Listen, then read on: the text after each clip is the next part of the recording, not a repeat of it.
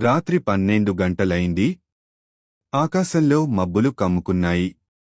గాలి చప్పుళ్ళు, చెట్ల కొమ్మలు ఒకదానితో ఒకటి ఢీకొన్న శబ్దం మాత్రమే వినిపిస్తోంది. గ్రామం చివరలో ఉన్న శ్మశానం దగ్గర ఎవరూ దగ్గరికి రావడానికి ధైర్యం చేయరు.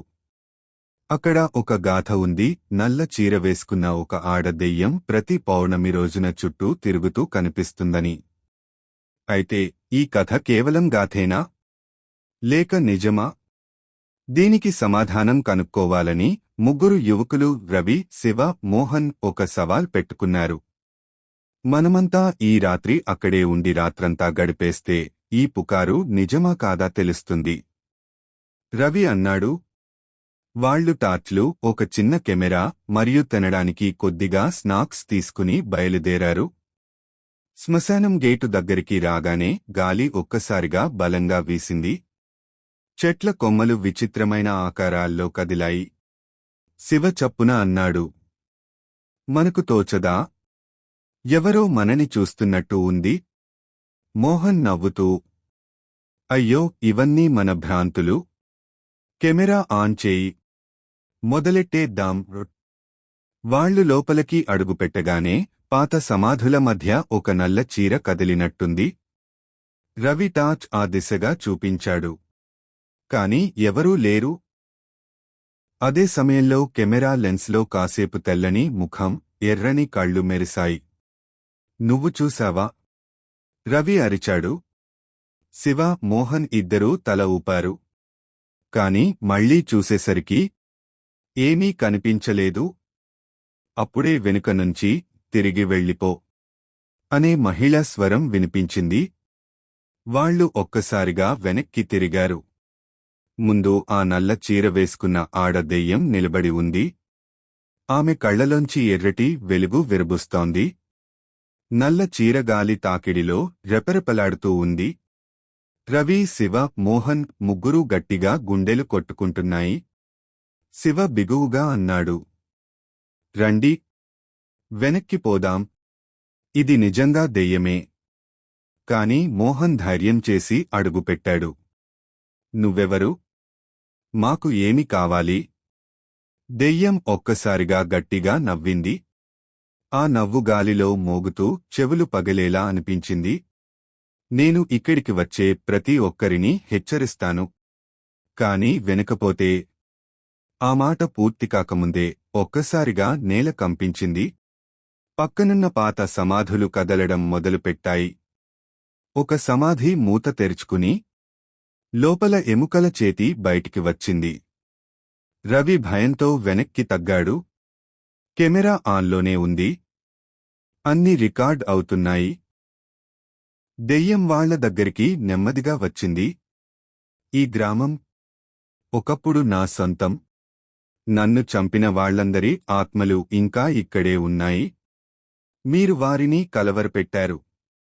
అంతలో వెనుక నుండి బిగ్గరగా అరుపులు, మహిళల కేకలు, చిన్న పిల్లల రోదనలు వినిపించాయి. ముగ్గురూ వెనక్కి తిరిగి చూసేసరికి పాతకాలపు దుస్తులు వేసుకున్న ఆత్మలు తలకిందులుగా వేలాడుతూ గాలిలో తేలుతూ కనిపించాయి. శివ భయంతో రవిని పట్టుకుని, ఇక పారిపోదాం అన్నాడు. వాళ్లు పరుగెత్తడం మొదలుపెట్టారు. కాని శ్మశానం గేటు దగ్గరకు రాగానే ఆ గేటు తానే మూసుకుపోయింది. వెనక్కి చూసేసరికి ఆ నల్ల చీర దెయ్యం ఇప్పుడు వాళ్లకు అడ్డుగా నిలబడి ఉంది. ఇక్కడికి వచ్చినవారు ఎప్పటికీ బయటికి వెళ్లలేరు అని గట్టిగా అరిచింది. మూగుగాలి వీచింది.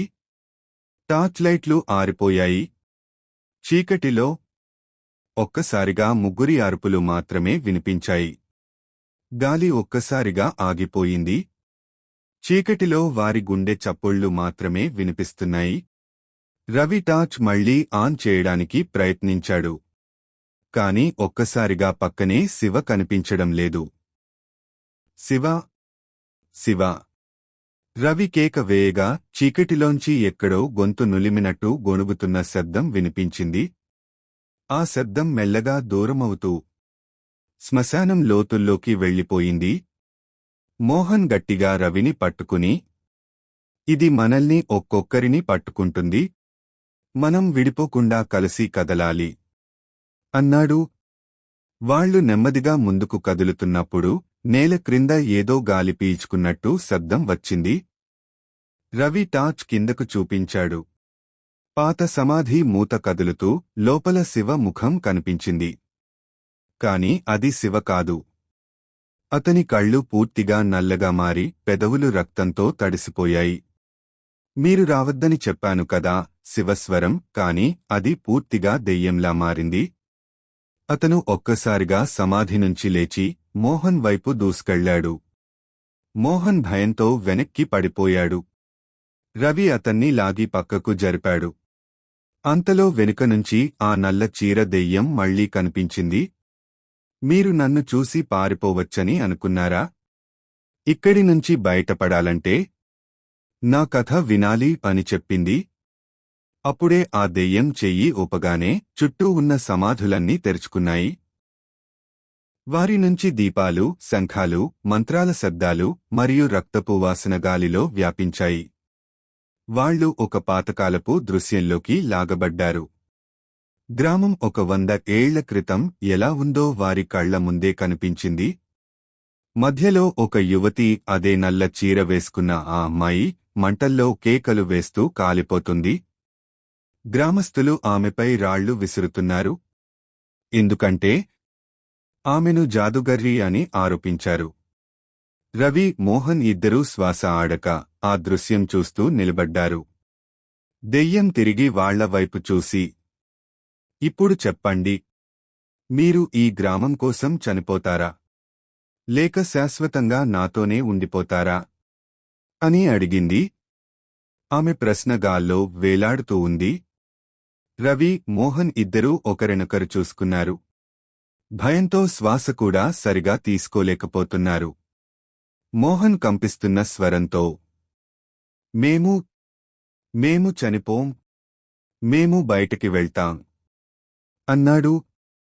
దెయ్యం కళ్ళు మరింత ఎర్రగా మెరిశాయి. అయితే మీరు నన్ను గెలవాలి. ఆ మాటతో నేల ఒక్కసారిగా పగిలి వాళ్లు ఒక పాతకాలపు శ్మశాన గుహలోకి పడిపోయారు. చుట్టూ రాతిగోడలు, నేలపై విరిగిపోయిన ఎముకలు, పాత నూనె దీపాలు ఉన్నాయి. ఆ గుహ మధ్యలో ఒక పాత చక్రంలాంటి తాంత్రిక యంత్రం ఉంది. దానిమీద రక్తపు మరకలు. ఇది నా బంధం. దీన్ని ఎవరు ధ్వంసం చేస్తారో వాళ్లు మాత్రమే బయటపడతారు. అని ఆమె చిరునవ్వు చిందించింది. ప్రతి నిమిషం మీరు ఆలస్యం చేస్తే మీ ప్రాణాలు ఒక్కొక్కటిగా నాతో కలుస్తాయి. వెంటనే మోహన్ ముందుకు పరిగెత్తి ఆ చక్రాన్ని విరిచేందుకు ప్రయత్నించాడు. కాని అతని వెనుక నుండి శివ, ఇప్పుడు పూర్తిగా దెయ్యంలా మారి అతన్ని లాగేశాడు. మోహన్ కేకలు వేస్తూ చీకటిలో కలిసిపోయాడు. రవి ఒంటరిగా మిగిలాడు. ఆయన చేతులు వణికుతున్న తాంత్రిక యంత్రంపై చెక్కిన సంకేతాలను గుర్తుపట్టాడు. పాత పుస్తకంలో చదివిన మంత్రం గుర్తొచ్చింది. అతను గట్టిగా మంత్రం జపించడం మొదలుపెట్టాడు. ఓం కాళికే రక్ష రక్ష.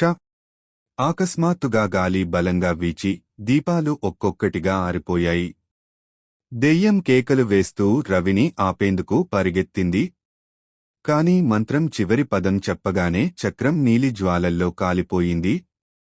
ఒక గట్టిగా పెళ్లిబికిన శబ్దం. ఆ అమ్మాయి దెయ్యం ఒక్కసారిగా పొగలో కలిసిపోయింది. శ్మశాన గేటు మెల్లగా తెరుచుకుంది. రవి గుండె బరువుతో బయటకు నడిచాడు.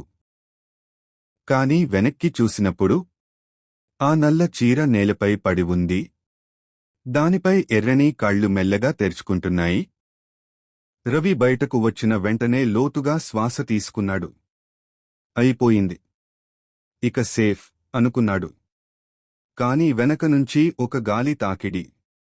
అతని చెవిలో, నువ్వు తప్పించుకున్నావని అనుకుంటున్నావా అనే స్వరం. రవి ఒక్కసారిగా వెనక్కి తిరిగాడు. ఎవరూ లేరు. కాని నేలపై పడి ఉన్న నల్ల చీర నెమ్మదిగా ఎగిరి అతని కాళ్లను చుట్టేసింది. లేదు, ఇది నిజం కాదు, రవి గట్టిగా అరిచాడు.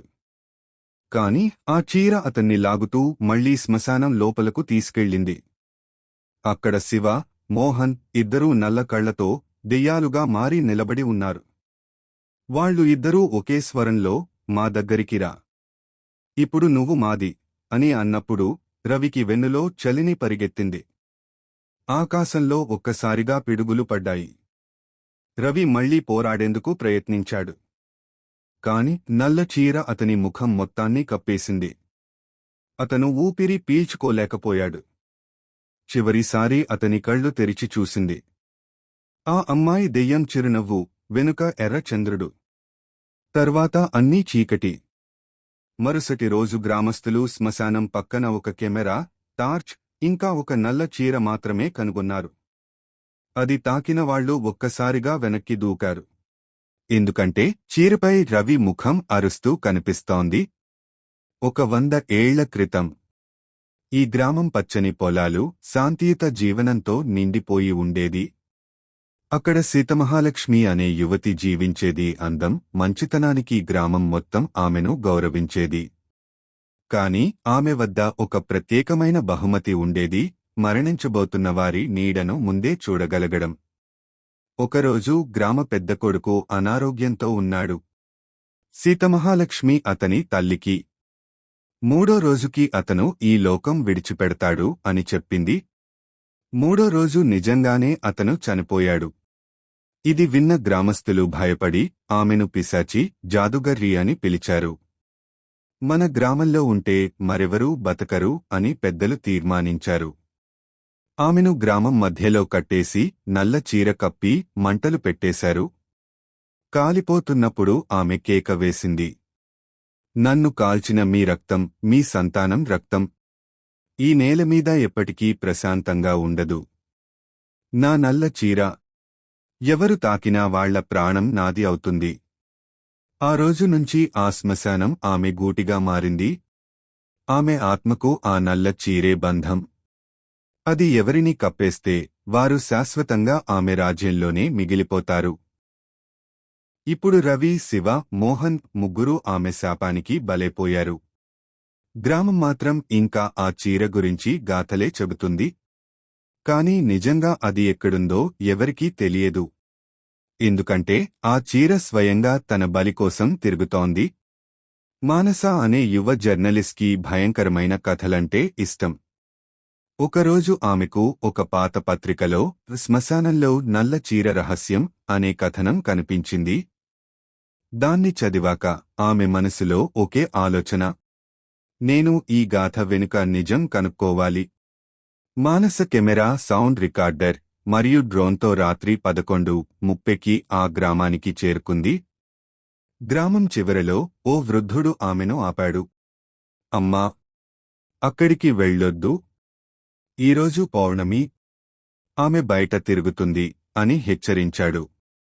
కాని మానస నవ్వుతూ, ఇవన్నీ పుకార్లు, నేను వెళ్ళి తిరిగి వస్తా అంటూ ముందుకు వెళ్ళిపోయింది. ఆమె శ్మశానంలోకి అడుగుపెట్టగానే గాలి బలంగా వీచింది. డ్రోన్ కెమెరా స్క్రీన్లో కొన్ని సమాధుల మధ్య ఏదో నల్లటి వస్తువు కదులుతున్నట్టు కనిపించింది. మానస దగ్గరకు వెళ్లి చూసేసరికి నేలపై ఒక పాత నల్ల చీర పడి ఉంది. ఇదేనా ఆ లెజెండ్ అని మానస నవ్వింది. ఆ చీరను తాకగానే చుట్టూ గాలి ఒక్కసారిగా చల్లబడి మబ్బులు చంద్రుడిని కప్పేశాయి. ఆమె చెవిలో ఒక స్వరం: నువ్వు ఇప్పుడు నాది. మానస భయంతో వెనక్కి తీయబోయింది. కాని ఆ చీర సజీవంలా కదిలి ఆమె చేతికి చుట్టుకుంది. ఆమె కేకలు వేస్తూ పోరాడినా చీర మెల్లగా ఆమె ముఖం మొత్తాన్ని కప్పేసింది. కెమెరా రికార్డింగ్లో చివరిసారి కనిపించింది. మానస కళ్ళు ఎర్రగా మారి చిరునవ్వుతో చీకటిలో కలిసిపోవడం. మరుసటి రోజు ఆమె డ్రోన్ గ్రామం పొలాల్లో దొరికింది. అందులో చివరి వీడియో చూసిన వారు భయంతో నిశ్శబ్దంగా ఒకరినొకరు చూసుకున్నారు. ఎందుకంటే వీడియో చివర్లో మానస వెనుక రవి, శివ, మోహన్ ఆ ముగ్గురు కూడా నల్ల కళ్లతో నిలబడి ఉన్నారు. చీర పూర్తిగా మానసను కప్పేసిన క్షణం ఆమె ఒక చీకటి, పొగమంచుతో నిండిన లోకంలో కళ్ళు తెరిచింది. ఇది శ్మశానం కాదు. కాని అంతులేని సమాధుల సముద్రం. చుట్టూ ఎర్రని ఆకాశం, నేలంతా బూడిద. దూరంలో ఒక పాత సింహాసనం మీద ఆ నల్ల చీర దెయ్యం కూర్చుంది. ఆమె కళ్ళు ఎర్రగా వెలుగుతూ, ఇప్పటినుంచి నువ్వు నా వారసురాలు. నా చీర నువ్వు ధరించాలి. నీ వల్లనే నా శాపం మరింత బలపడుతుంది. మానస భయంతో, నాకు ఏం చేయొద్దు, నేను బయటికి వెళ్ళిపోతాను అని అరిచింది. కాని వెనుక నుంచి రవి, శివ, మోహన్ ముగ్గురు వచ్చి ఆమె చుట్టూ తిరుగుతూ, ఇక్కడికి వచ్చినవాళ్లు తిరిగి వెళ్లరు.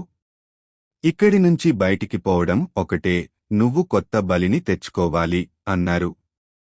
మానస కళ్లలో ఒక క్షణం కన్నీరు, తర్వాత ఒక చలిగాలి. ఆమె ముఖం నెమ్మదిగా కఠినమై చిరునవ్వు వచ్చింది.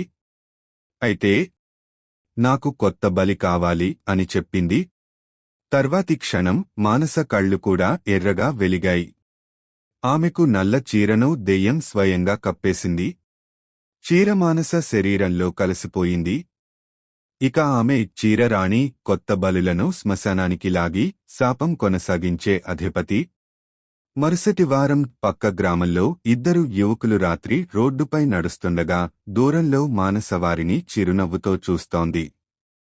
ఆమె చేతిలో ఒక పాత కెమెరా, దానిలో రికార్డింగ్ ఆన్లో ఉంది. పక్క గ్రామంలోని ఇద్దరు యువకులు, కిరణ్ మరియు సూర్య, రాత్రి పొలాల దారిలో నడుస్తున్నారు. చంద్రుడు మబ్బుల్లో దాక్కున్నాడు. గాలి ఒక్కసారిగా చల్లబడింది. దూరంలో ఒక మహిళ నిలబడి ఉంది. ఆమె తెల్లటి చొక్కా, నల్ల జీన్స్ ధరించి చేతిలో కెమెరా పట్టుకుంది. ఆమె మెల్లగా దగ్గరకు వచ్చి, మీరిద్దరూ జర్నలిజం స్టూడెంట్సా? నేను మానస, ఒక హర్రర్ ప్రాజెక్ట్ చేస్తున్నాను. మీరు నాతో రావాలా అని అడిగింది. కిరణ్ నవ్వుతూ, హర్రర్ ప్రాజెక్ట్ బాగుంది, మాకు కూడా భయం పట్టదు. ఎక్కడికి రావాలి? మానస వెనక్కి చూపించింది. గ్రామం చివరలో ఉన్న పాత శ్మశానం. అక్కడే సూర్య కొంచెం సందేహపడ్డాడు. రాత్రి శ్మశానం?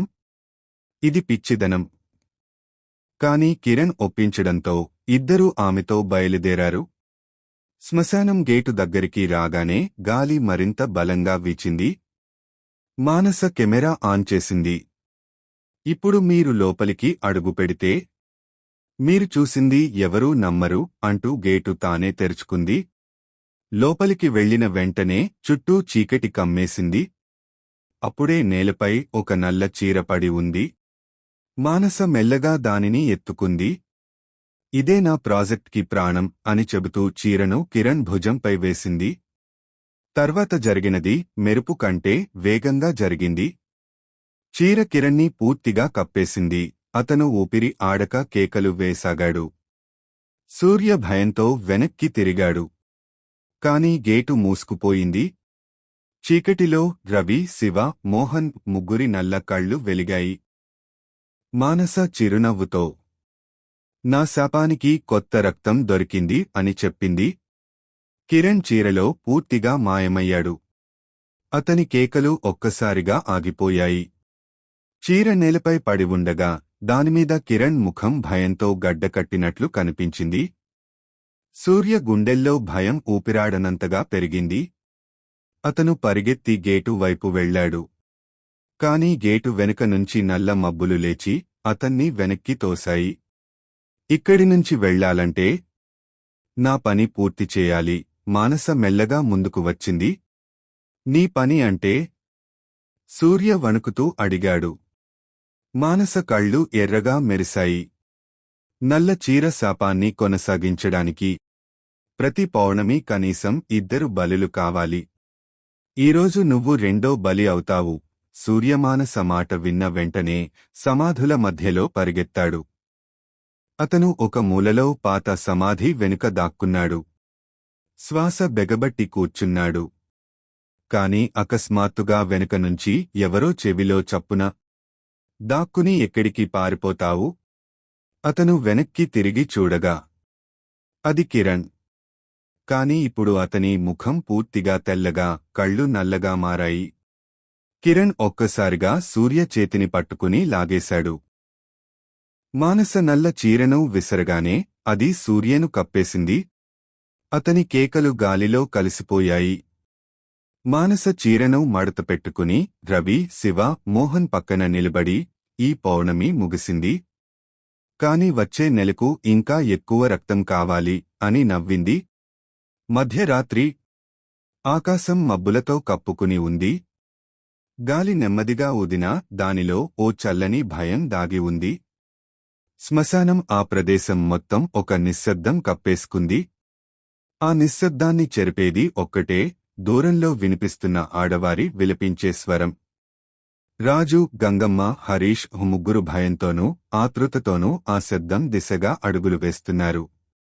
హరీష్ చేతిలోని లాంతరు కాంతి కాస్త ముందే ప్రకాశిస్తోంది. కాని ఎక్కడ చూసినా కంచెతో కప్పిన పాత సమాధులు, ఎండిపోయిన వృక్షాలు మాత్రమే. అప్పుడే గంగమ్మ తన కళ్లతో చూసింది. ఒక పాత చెట్టు క్రింద నల్ల చీర కప్పుకున్న స్త్రీ కూర్చుంది. ఆమె జుట్టు ముఖం మొత్తాన్ని కప్పేసింది. చేతులు రక్తంతో తడిసి ఉన్నాయి. ఆమె ముందున్న నేలపై తెల్ల చీరలో ఏదో కప్పి ఉంచారు. రాజు మెల్లగా ముందుకు అడుగు వేసి, ఎవరవు? ఇక్కడ ఏం చేస్తున్నావు అని అడిగాడు.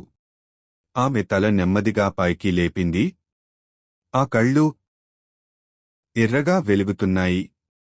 పెదవులపై ఓ పిశాచ హాస్యం. మీరు రాకూడదు. వచ్చారు కాబట్టి ఇప్పుడు మీరే నాకు తోడుగా వస్తారు అని గళం చీల్చేలా అరవడం మొదలుపెట్టింది. ఆ క్షణంలోనే లాంతరు ఆరిపోయింది. చీకటి వారిని మింగేసింది. చుట్టూ గాలి వేగంగా వీచి నేలపై ఉన్న పొడి ఆకు కదులుతూ వింత శబ్దాలు చేస్తోంది. ముగ్గురు ఏమి చేయాలో తెలియక నిలబడ్డారు.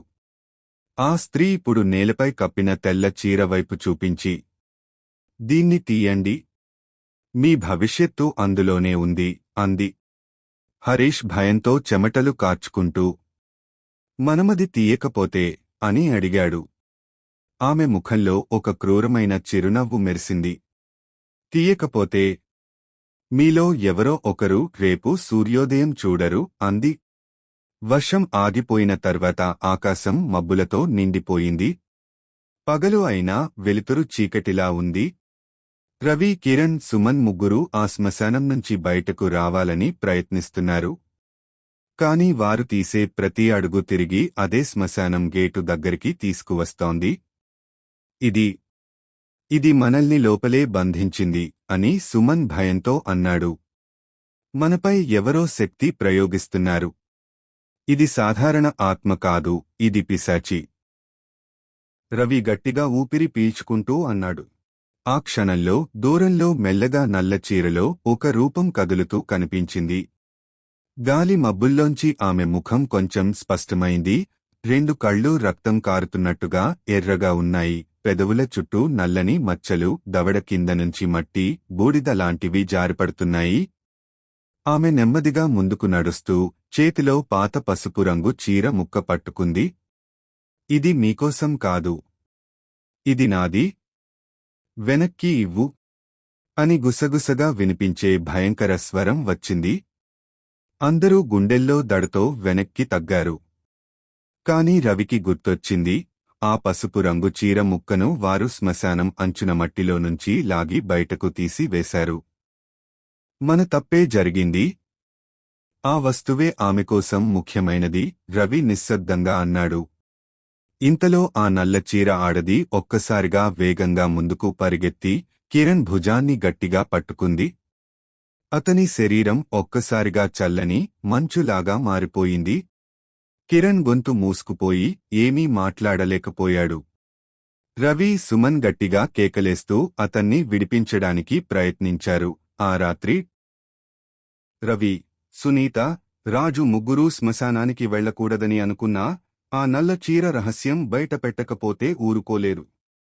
రాత్రి 11:45కి చేతుల్లో టార్చ్ లైట్, గుండెల్లో భయం, వారు మెల్లగా శ్మశానం దారి పట్టారు.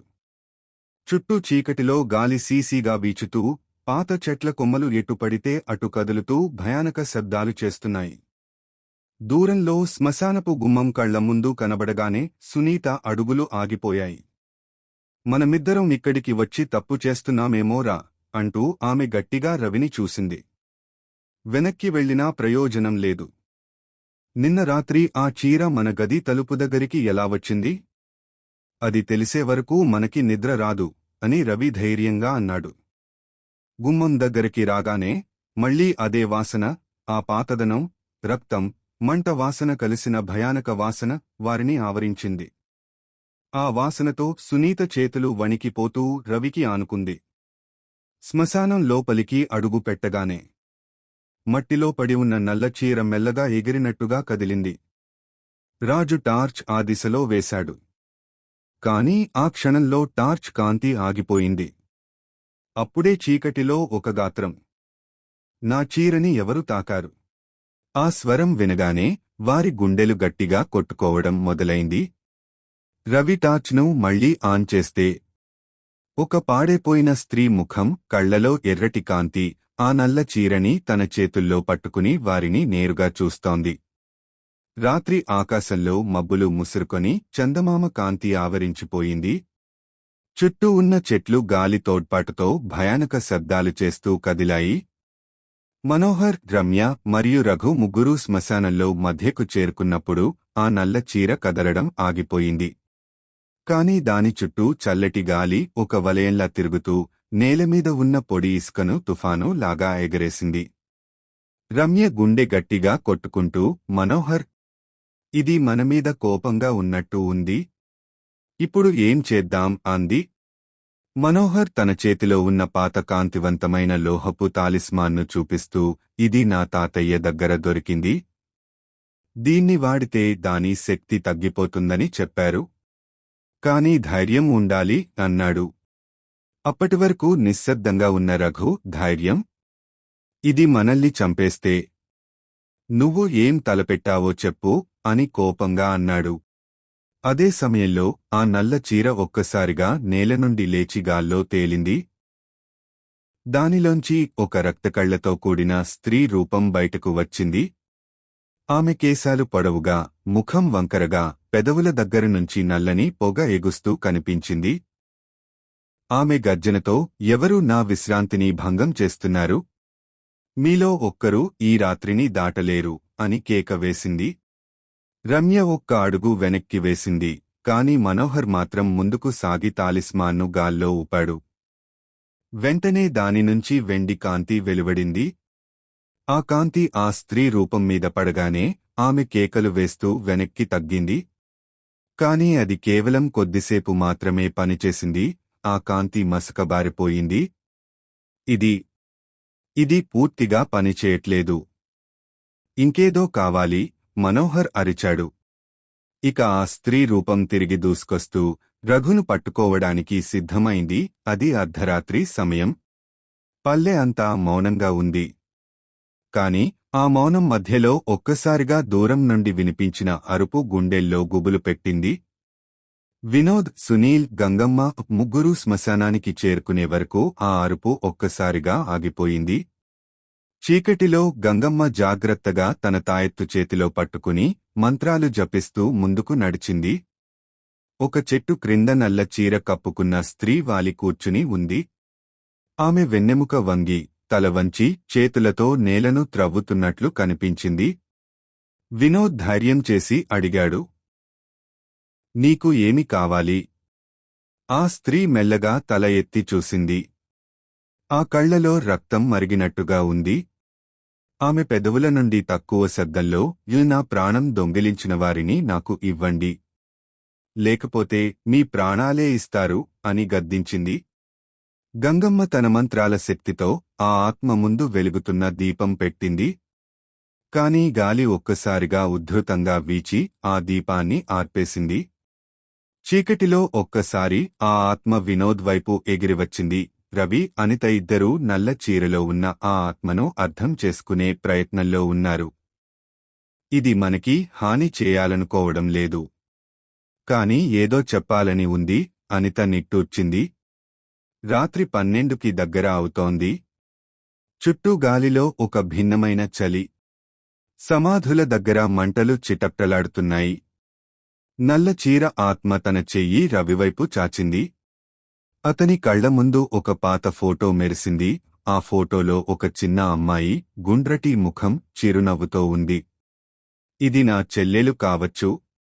రవి గుండె బరువెక్కినట్టు అనిపించింది. ఆత్మ కళ్లల్లో కన్నీళ్లు మెరుస్తున్నాయి. గాలి లోపలే ఒక చప్పుడు వంటి స్వరం వినిపించింది. వాగు దగ్గర పాత ఇల్లు. అక్కడే నా ఆఖరి రోజు. రవి, అనిత ఒక్కసారిగా ఒకరికొకరు చూశారు. మనకి ఇక్కడ సమాధానం దొరకదు. వాగు దగ్గరికి వెళ్ళాలి అనిత చెప్పింది. వాళ్ళిద్దరూ తిరుగుతుండగా ఒక్కసారిగా వెనుక నుంచి పెద్ద శబ్దం, సమాధి రాళ్లు ఒకదానిమీద ఒకటి కూలిపోవడం. వెనక్కి చూసేసరికి ఆ నల్ల చీర ఆత్మ కనబడటం మానేసింది. వారి గుండెల్లో భయం పెరిగినా అడుగులు ఆగలేదు. ఎందుకంటే నిజం ఇప్పుడు చాలా దగ్గరలో ఉందని ఇద్దరికీ అర్థమైంది. ఆ రాత్రి గాలిలో ఒక వింత భారం ఉంది. చంద్రుడు మేఘాల వెనక దాగి శ్మశానం అంతా నిశ్శబ్దంలో మునిగిపోయింది. పసుపు రంగు పూసిన పాత సమాధుల మధ్యలో ఆ నల్ల చీర కదులుతున్నది. మల్లీశ్వరి, రమేష్, జయప్రకాశ్ ముగ్గురూ వెనకడుగు వేయకుండా చేతుల్లో తేలికపాటి దీపాలు పట్టుకుని ముందుకు సాగారు. దగ్గరికి వెళ్లే కొద్దీ నల్ల చీర రూపం స్పష్టంగా కనిపించింది. అది నేలమీద తేలిపోతున్నట్టు ఉంది. కాళ్లు కనిపించవు. ముఖం తెల్లగా, కళ్ళు ఎర్రగా వెలుగుతున్నాయి. జయప్రకాశ్ గుండె గట్టిగా కొట్టుకుంటోంది. కాని రమేష్ మాత్రం ధైర్యంగా, నువ్వెవరు? మాకు కావలసింది ఒక్కటే, ఈ శ్మశానం మీద ఉన్న శాపం తొలగించాలి అని గట్టిగా అన్నాడు. ఆ ఆత్మ ఒక్కసారిగా ఘోరమైన అరుపు వేసింది. చుట్టూ ఉన్న గాలి వేడెక్కి దీపాలు ఆరిపోయాయి. మల్లీశ్వరి పక్కనే ఒక పాత రాతి స్తంభం పగిలిపోయి లోపల నుండి రక్తం పోలిన ఎర్రటి ద్రవం బయటికి కారింది. ఆ ద్రవాన్ని చూసిన వెంటనే రమేష్ కళ్ల ముందుకు పాత కథలు వచ్చాయి. ఇక్కడ ఒకప్పుడు చేసిన మానవ బలి గురించినవి. ఈ చీరలో బంధించబడినది ఆ బలి అయిన స్త్రీ ఆత్మ. మల్లీశ్వరి కంపిస్తున్న స్వరంతో చెప్పింది. అప్పుడే ఆ నల్ల చీర దగ్గరికి వచ్చి తన చేతిని మెల్లగా ముందుకు చాపింది. నా రక్తం ప్రతీకారం కోరుకుంటుంది అని గాలిలాంటి స్వరం వినిపించింది. అక్కడే మట్టిలోంచి పాతపేడ, ఎముకల వాసన లేచి శ్మశానం అంతా కమ్మేసింది. ఆ రాత్రి చంద్రుడు మబ్బుల వెనుక దాక్కున్నాడు. గాలి ఒక్కసారిగా చల్లగా, భారంగా మారింది. రమణ, సత్యం, అనిత ముగ్గురూ శ్మశానం చివర ఉన్న పెద్ద బన్యేన్ చెట్టు దగ్గరికి చేరుకున్నారు. అక్కడ నేలపై ఆ నల్ల చీర మడతపెట్టి వేసి ఉంది. రమణ దానిని తాకబోతే అనిత ఒక్కసారిగా అరిచింది. రమణ, ఆపు! దానికి దగ్గర కావద్దు. ఇది సాధారణమైన చీర కాదు. దీని లోపలే ఆ ఆత్మ బంధించబడి ఉంది. సత్యం భయంతో వెనక్కి అడుగు వేశాడు. కాని ఆ క్షణానికే గాలి బలంగా వీచి ఆ చీర ఎగిరి చెట్టుపైకి ఎగిరింది. చెట్టు కొమ్మల నుంచి నల్లని పొగలాంటి ఆకారం బయటకు వచ్చి మెల్లగా మానవ రూపం దాల్చింది. ఆ రూపం ఒక స్త్రీది. కళ్ళు బొగ్గుల్లా ఎర్రగా మెరిసి జుట్టు భుజాల మీదుగా వదులుగా పడింది. ఆమె నోట మూదువైన కాని భయంకరమైన నవ్వు వినిపించింది. నా చీరను తాకాలని ధైర్యం చేసిందెవరు? ముగ్గురి గుండెలు దడదడలాడుతున్నాయి. రమణ తన చేతిలో ఉన్న తాంత్రికుడు ఇచ్చిన నిమ్మకాయను బిగించి పట్టుకున్నాడు. కాని ఆ ఆత్మ ఒక్కసారిగా ముందుకు దూకి రమణ ముఖం దగ్గరికి వచ్చింది.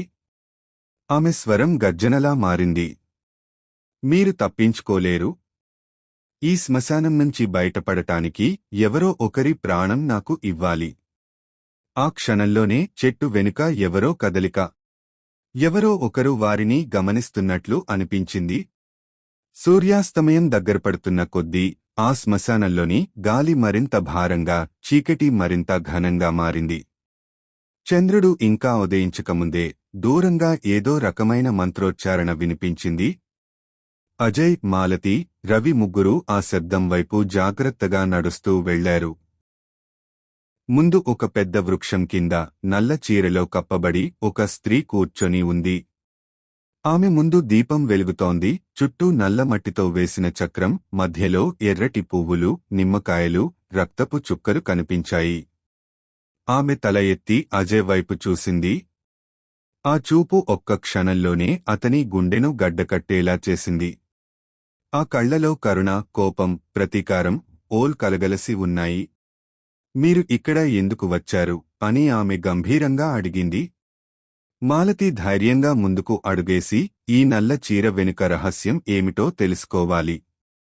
మా ఊరిలో ఎందుకు అంతమంది చనిపోతున్నారు అంది. ఆ స్త్రీ ఒక దీర్ఘ శ్వాస తీసుకుని, నేను కూడా మీ ఊరివారినే. కాని మీ గ్రామం నన్ను మోసం చేసింది. నా ఆత్మ శాంతి పొందకపోతే ఈ శాపం ఆగదు అంది. ఆ సమయంలో వెనుక గాలి హఠాత్తుగా బలంగా వీచి దీపం ఆరిపోయింది. చీకటి మరింత కమ్ముకుంది. రవి వెనక్కి తిరిగి చూశాడు. కాని అక్కడ ఎవరూ లేరు. ముందున్న ఆ స్త్రీ స్వరం మాత్రం ఇంకా వినిపిస్తోంది. మీరు నాకు న్యాయం చేయకపోతే ఈ ఊరు పూర్తిగా మట్టిపాలవుతుంది. ఆ అర్ధరాత్రి ఆకాశం ఎరుపు రంగులో మెరిసిపోతూ, గాలి అసహ్యకరమైన దుర్వాసనతో నిండిపోయింది. శ్మశానం మధ్యలో ఉన్న ఆ నల్ల చీర ఇప్పుడు నేలమీద కాదు, గాల్లో తేలుతూ ఉంది. చుట్టూ మసకబారిన మంటలు వెలిగిపోతూ, వాటి కాంతిలో ఓ భయంకరమైన స్త్రీ రూపం స్పష్టంగా కనిపించింది. ఆమె కళ్ళు పూర్తిగా ఎర్రగా, పెదవులపై విరూపమైన చిరునవ్వు. చేతిలో రక్తం తడిసిన ఓ పాత కత్తి. నా శాంతిని భంగం చేసినవారు ఒక్కరిని కూడా బ్రతికిపోనివ్వను అని ఆమె గట్టిగా అరవడంతో శ్మశానంలోని శవాలపై ఉన్న చితలు ఒక్కసారిగా మళ్లీ మంటలు అంటుకున్నాయి. రవి, సునీల్, మాధవి ముగ్గురూ ఒకరినొకరు చూసుకున్నారు. మాధవి జపిస్తున్న మంత్రం మధ్యలో ఆగిపోయింది. రవి బిగ్గరగా పూర్తిగా చదువు, లేదంటే మనమంతా ఇక్కడే కాలిపోతాం అని అరిచాడు. కాని అదే సమయానికి ఆ నల్ల చీరలో ఉన్న దయ్యం ఒక్క దూకుడుతో మాధవి ముందు నిలబడి ఆమె గొంతు పట్టుకుంది. సునీల్ వెనుకన ఉన్న చిన్న వెండి తాబీసును తీసి దయ్యం వైపు చూపించగానే ఒక భయంకరమైన కేకతో ఆ రూపం వెనక్కి తగ్గింది. కాని అది కేవలం కొన్ని క్షణాల మాత్రమే. మీ వెండి, మీ మంత్రాలు ఇవన్నీ నాపై పనిచేయవు అని చీల్చి కేకవేసి ఆ రూపం మళ్లీ వారిపై దూసుకొచ్చింది. ఆ క్షణంలో శ్మశానం మొత్తం చీకటితో కప్పుకుపోయి ఒక్క చల్లటి గాలి వీసింది. గాల్లో వేలాది కళ్ళు వారిని గమనిస్తున్నట్టుగా అనిపించింది. రవి నోట ఒక్క మంత్రం జారిపడగానే చుట్టూ నేల కదలడం మొదలైంది. ఇంకా భయంకరమైనది రాబోతోంది. శ్మశానంలో గాలి ఒక్కసారిగా గర్జించింది. రవి, సుధ, రమేష్ ముగ్గురూ చుట్టూ చూశారు. మబ్బులు ఆకాశాన్ని కమ్మేసి చంద్రుని కాంతి ఆగిపోయింది. చీకటి గట్టి గోడలా వారిని చుట్టుముట్టింది. అప్పుడే దూరంలో నల్ల చీరలో ఒక స్త్రీ రూపం కనిపించింది. ఆమె కళ్లలో ఎరుపు మినుగురు వెలుగులు, చేతిలో రక్తంతో తడిసిన ఒక దీపం. ఆ రూపం నెమ్మదిగా వారివైపు నడుస్తూ, చప్పుళ్లు చేస్తూ వస్తోంది. మీరు నన్ను మేల్కొలిపారు. ఇప్పుడు మీలో ఒకరు ఇక్కడే ఉండాలి అని ఆమె స్వరం చల్లగా, గుండెను గుచ్చేలా వినిపించింది.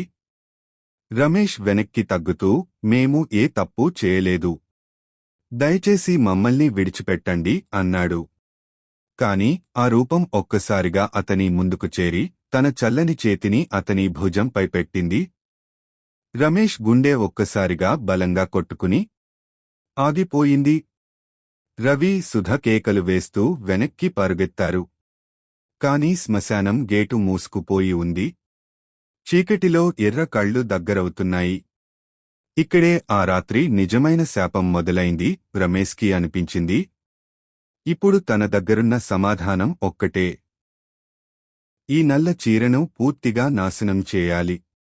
కాని ఆ పనిని ఎవరు చేస్తారు? ఈ చీర తగలినవాళ్లు ఒక్కరొక్కరుగా చనిపోయారు. ఈ చీర ఎక్కడి నుండి వచ్చింది? ఎవరు చెప్పలేరా అని రమేష్ గ్రామంలో పెద్దవారిని అడిగాడు. ఒక వృద్ధుడు నెమ్మదిగా చెప్పాడు. రమేష్ బాబూ, ఈ చీరకి 50 ఏళ్ల చరిత్ర ఉంది. అప్పట్లో శ్మశానంలో ఓ యువతి తన పెళ్లిరోజు చంపబడింది. ఆమె చీర కాలిపోలేదు.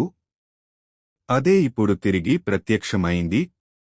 దానిలో ఆమె ఆత్మ బంధించబడి ఉంది. రమేష్ కళ్లలో చలి పుట్టింది.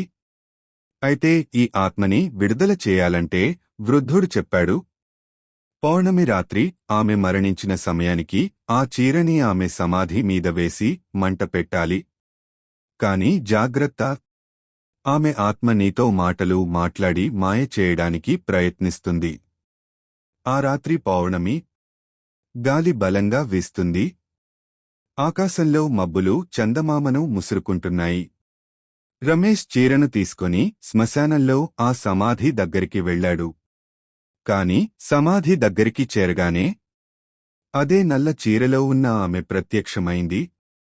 ముఖం అర్ధం కాలిపోయి ఉంది. కళ్లలో ఎర్రటి వెలుగు. ఆమె నెమ్మదిగా చెప్పింది, రమేష్, నువ్వు నన్ను కాల్చేస్తావా? నేను నీ తల్లిని తిరిగి బ్రతికిస్తాను. కాని ఈ చీరను మంటపెట్టొద్దు. రమేష్ చెమటోడ్చాడు. తల్లి గురించి ఆలోచన అతని మనసులో కుదుపు తీసుకొచ్చింది.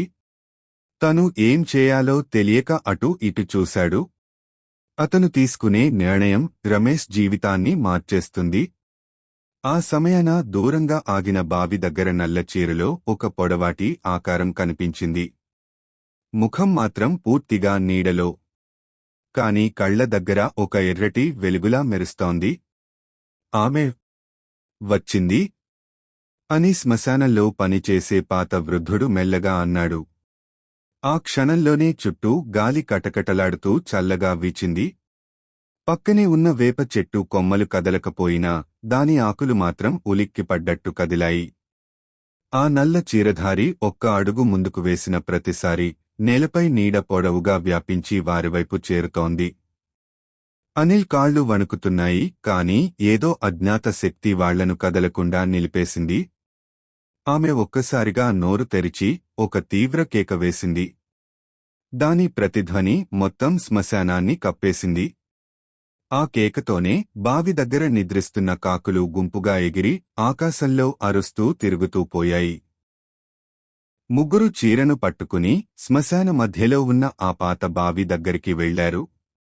వాళ్లు చీరను బావిలో వేసిన క్షణంలో ఒక గంభీరమైన కేక, చెట్టు కొమ్మలు విరిగే శబ్దం గాలి వడివడిగా వీచింది. ఆ కేక మెల్లగా తగ్గి శ్మశానం నిశ్శబ్దమైంది. రాము వెనక్కి తిరిగి చూసినప్పుడు బావి పక్కన ఆ స్త్రీ నిలబడి ఉంది. కాని ఈసారి ఆమె ముఖంలో శాంతి. ఆమె మెల్లగా నవ్వి, ధన్యవాదాలు అని చెప్పి పొగలా ఆకాశంలో కలిసిపోయింది. ఈ వీడియో మీకు నచ్చినట్లయితే మన ఛానెల్ను సబ్స్క్రైబ్ చేయండి.